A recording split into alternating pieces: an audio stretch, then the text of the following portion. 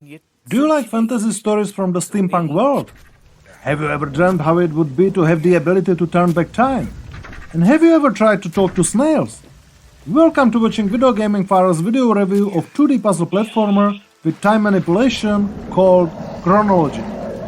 Is the story in the game catching enough to hold your attention from the beginning to the end? Will you find a charismatic main hero in the game? Is the time manipulation used wisely to create interesting and original puzzles? Is the game more about thinking or jumping? Won't the game's difficulty discourage the casual players? Aren't the controls inaccurate and clunky so they could spoil the whole game experience? Will you be pleased by the great audiovisuals like from some nice cartoon, or will they rather make your eyes and ears hurt?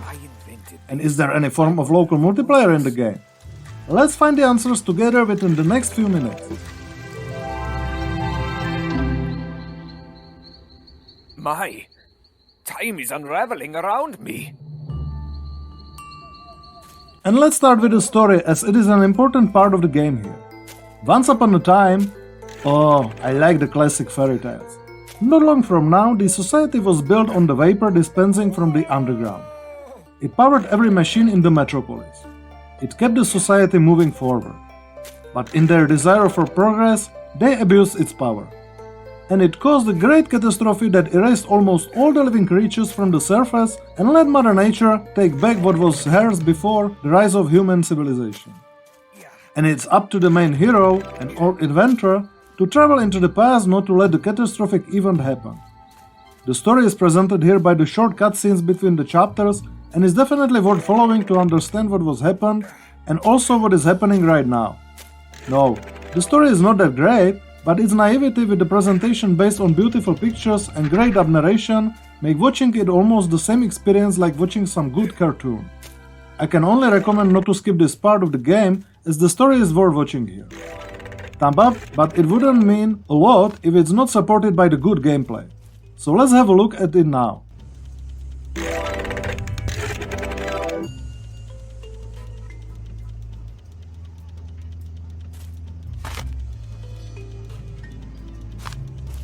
Within the first minute or two, the game looks like a classic puzzle platformer. You learn how to jump from one platform to another, step onto something to activate the platform that you can use to proceed further, move the crate and jump to it to reach the spot where you normally wouldn't be able to get. How many times have I seen it, you start thinking? But this feeling of unwanted déjà vu quickly disappears once you find the clocks that give you the ability to manipulate the time. By using it, you can turn back time, so everything looks like before the catastrophe. Sounds nice, but what can it be used for? Just imagine that there is a platform where you cannot get to. In the present time, meaning the post-apocalyptic one, there is a big plant that you can use as a platform to jump onto the roof of a dilapidated house.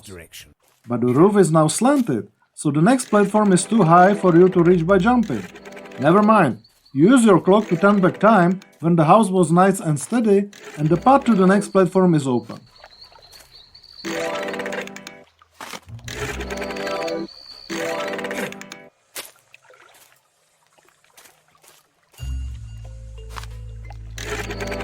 There are also variable mechanisms powered by steam. Haven't I heard that praise before? In the bright paths like lifts, moving platforms or gates that you need to use to proceed further. But you need to combine both time periods first. For example, you cannot get further in the present time because the gate is closed and the control mechanism is broken. But in the past, when it was working, it was too high to be reached. Okay, so in the present time, you use the giant plant that has grown next to the gate to get to the gate controls. You switch the times then to make the control mechanism working and pull the lever to open the gate. Or there is a big hole that you cannot jump over in the present. Let's try to turn back time and bingo! There are now moving elevators that you can use to get to the other end of the hall. Or there is a platform that is too high to be reached in both present and past times. But there is a big plant that used to be small in the past, so you can carry it. How about taking it when it was small, moving it closer to the platform and switching the time back to the present? Great! Now you can use the big plant to get to the platform. And there is much more like this. I don't want to spoil your game experience by revealing too much, but you can bet that the game uses the time manipulating mechanic quite often, and sometimes you even need to switch times in the middle of action. And soon you will also find out that you can carry the items between the times, which gives the game another space for interesting puzzles. Great, but the time manipulation or the ability to switch the environments could be seen in some other games like Braid or Shine. Are there some other original ideas yet that could pleasantly surprise you? How did you get so annoying? Come here!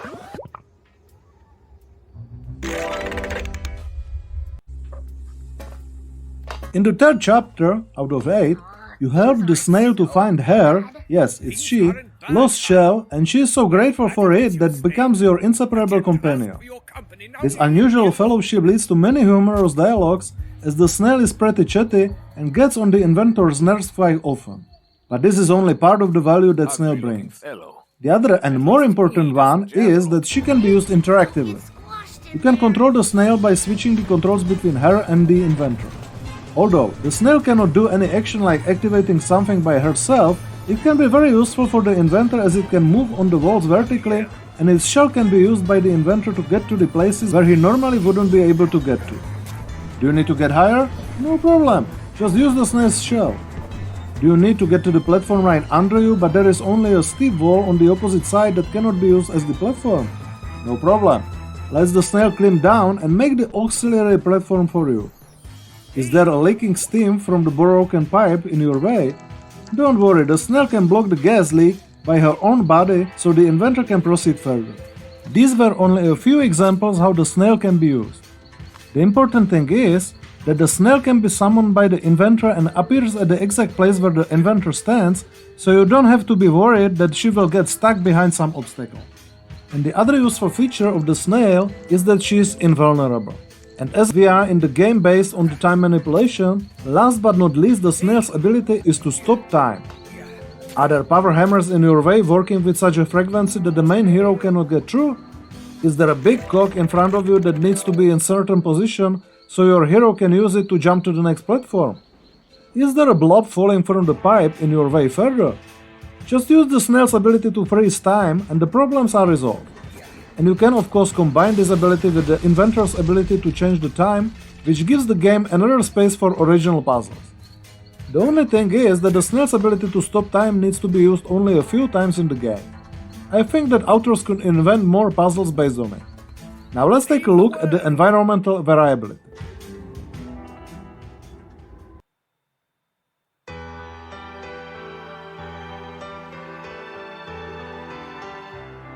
We set course for the metropolis. The environment is unfortunately not as variable as it could be in such a game.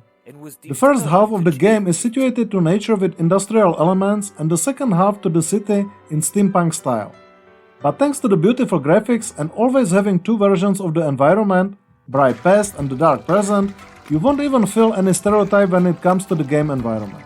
As for the puzzles, some of them are really original, like the one where you need to feed the plant by one time of mushroom in past to grow up vertically in the present, so you can get higher with its help, and then to feed it with another type of mushroom to make it grow up horizontally to get further. There are quite a lot of puzzles based on time manipulation, but most of them are quite easy to resolve once you understand the game logic. There are no enemies that you would need to fight with, only few guards staying in your way further that you need to bypass by using your logic rather than your fists. I would say that puzzles are well designed and their difficulty is well set to tease your brain a bit, but not to make you stuck at one place for a long time.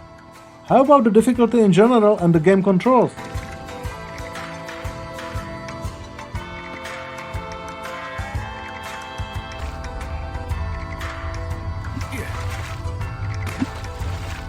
Chronology is rather easy game. You can die here and you will probably die several times, but there is no penalty for that as you respawn on the same screen.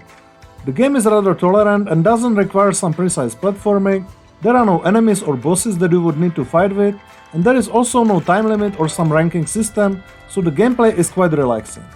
As for the controls, they can be clunky sometimes, which makes your hero get stuck somewhere or do a smaller jump than you would expect, which results in falling into the hole or not getting to the place where you should normally be able to get. But thanks to the easy difficulty, it's not a big deal here. I would only recommend playing the game on some controller for a better experience. Let's have a look at the game audiovisuals.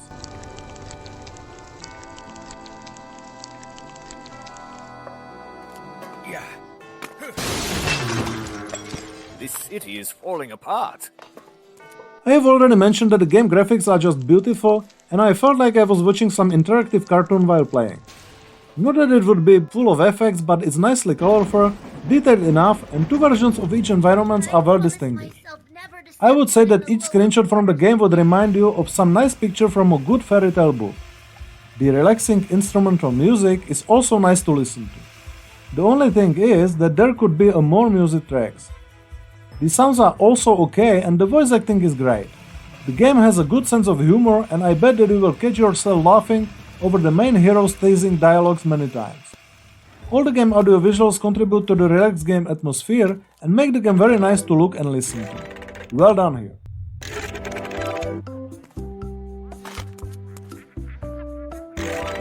The plant is in pain. Maybe I can wire something up. And slowly but surely we are getting to the final verdict.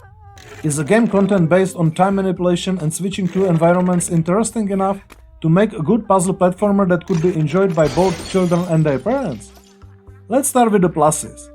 Good story that is developed further, original game concept, two charismatic main heroes with time-based special abilities, sense of humor, well-designed puzzles, difficulty suitable for casual players, beautiful game graphics, good music, and great voice acting. The game is not flawless, of course, so here are the minuses.